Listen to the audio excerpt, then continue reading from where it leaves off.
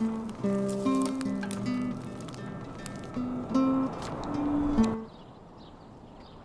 un molt bon músic, fins i tot supervivent dels anys 80. A continuación, la verdadera historia del gitano. I un poeta, diguem, únic.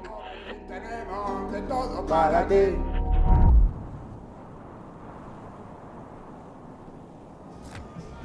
La realitat real no la veus.